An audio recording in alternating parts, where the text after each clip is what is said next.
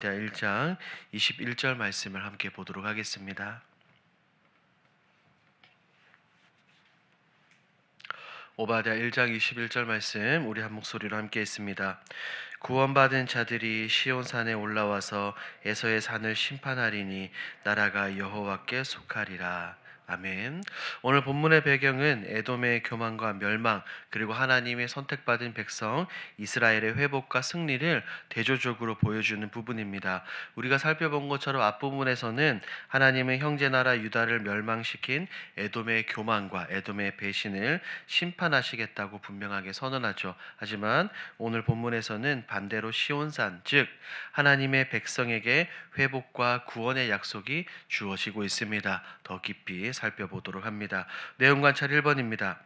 시온산에서는 어떤 일이 일어납니까? 이 시온산에서는 다른 것이 아니라 하나님의 구원이 이루어지고 하나님의 백성이 거룩하게 되는 일들이 일어나게 됩니다.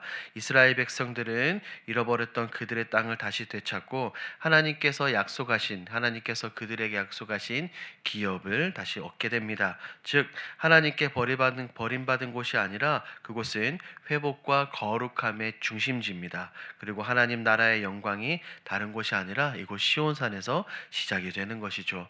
2번입니다. 하나님께서는 야곱과 에서 족속에 대해 각각 어떻게 말씀하십니까? 하나님께서는 야곱 족속은 불이 되고 요셉 족속은 불꽃이 되며 에서 족속은 지푸라기가 될 것이라고 하나님은 분명하게 말씀하십니다. 이것은 하나님의 백성인 이 야곱과 에서의 후손이 하나님의 능력으로 하나님의 간섭하심으로 인해 그들은 강하게 세워지고 승리하게 될 것을 의미합니다. 반대로 교만했던 에서의 후손들은 하나님의 심판 앞에서 지푸라기 같이 완전히 소멸될 것을 이야기하고 있죠. 결국 하나님은 의인에게는 구원과 승리를, 교만한 자에게는 멸망과 심판이라는 이 공의의 원칙을 분명하게 선포하신 것입니다. 연구와 묵상을 봅니다. 하나님께서 자신의 백성에게 흩어진 기업을 회복시키시는 이유는 무엇입니까?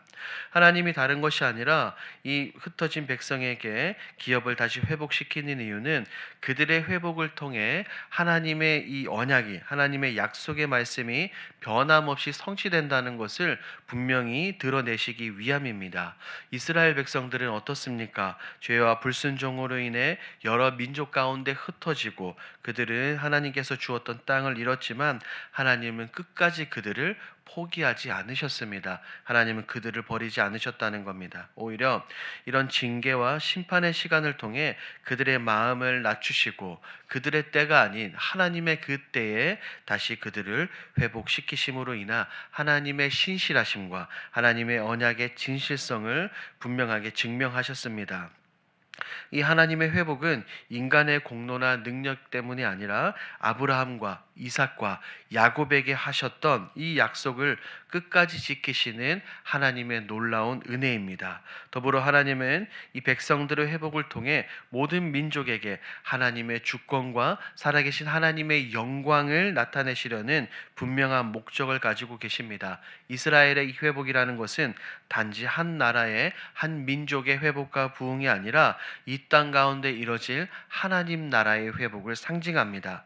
무너진 시온산이 다시 세워질 때 하나님은 온 세상은 여호와께서 홀로 하나님이시다, 하나님만이 참 신이시다라는 이 사실을 분명하게 보게 될 것입니다. 따라서 하나님께서 흩어진 기업을 회복시키는 것은 잊지 않는 하나님의 놀라운 사랑의 표현이며 하나님의 구속사가 끝까지 이루어지는 놀라운 과정입니다. 느낀 점을 봅니다. 하나님의 심판 이후에도 회복과 구원이 있음을 보며 무엇을 느낍니까?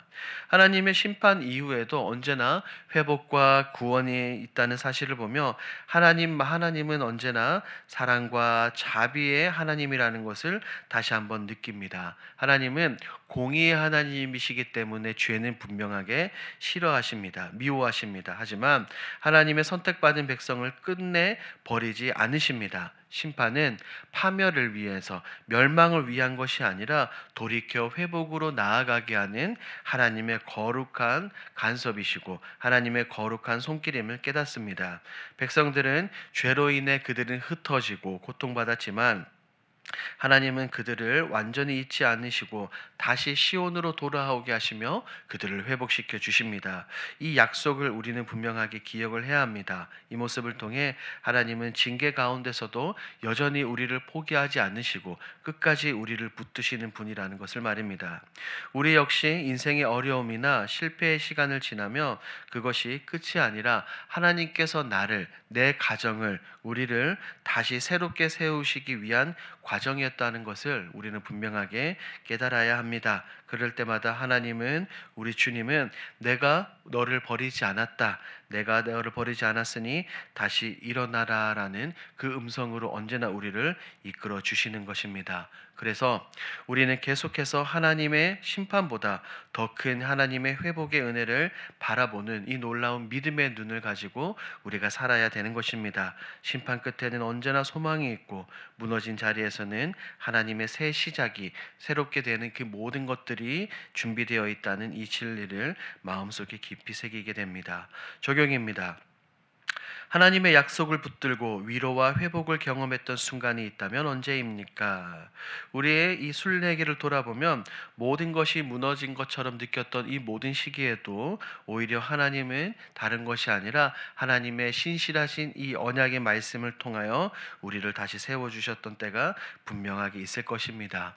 이런 예들은 곳곳에 있습니다. 특별히 성경에 나오는 히스기야 왕을 우리가 볼 수 있죠. 그가 병으로 죽을 위기에 처했을 때 면벽 기도죠. 눈물을 흘리며 하나님 앞에 간절히 기도했을 때 어떤 일이 일어납니까? 그때 하나님께서 그의 눈물을 보시고 그의 생명을 15년이나 더 연장해 주셨습니다.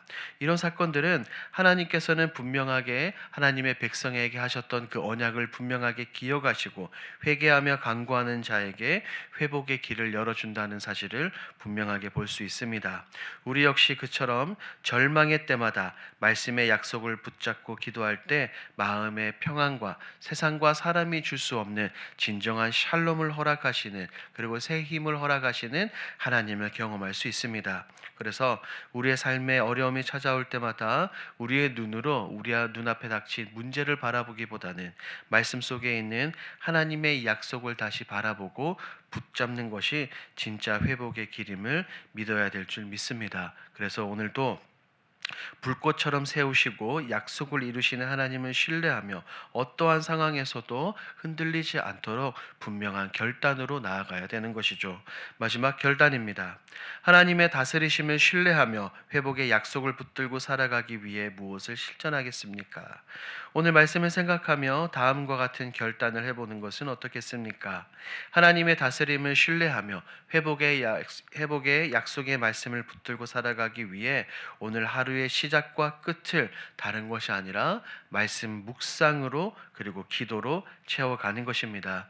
눈에 보이는 이런 현실보다 하나님의 약속을 더 의지하기 위해 오늘 내 앞에 닥친 이 문제를 말씀의 눈으로 해석하고 불평대신 감사와 기도로 반응을 해보는 것이죠.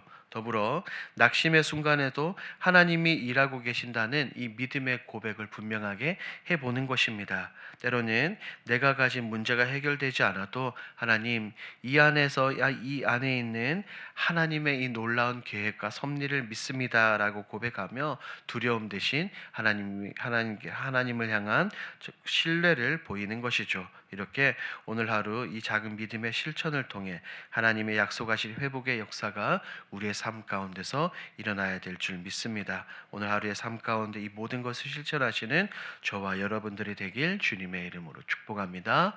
아멘. 오늘 들은 말씀을 기억하며 함께 기도로 나아갑니다. 첫 번째, 약속을 지키시는 하나님만 신뢰하는 삶을 살게 하옵소서. 회복을 이루시는 하나님의 주권을 신뢰하며 삶에서 구원의 통로로 살아가게 하옵소서. 우리 공동 기도 제목입니다. 중보기도, 전도, 제자 훈련을 통해 더욱 굳건한 공동체로 세워지게 하옵소서. 새 가족들이 믿음 위에 잘 정착하고 말씀 위에 바로 서게 하옵소서. 이와 같은 공동 기도 제목으로 기도하시고 여러분들이 가지고 오신 개인 기도 제목으로 자유롭게 기도하시다가 돌아가겠습니다. 우리 주여 힘차게 부르시고 기도합니다. 주여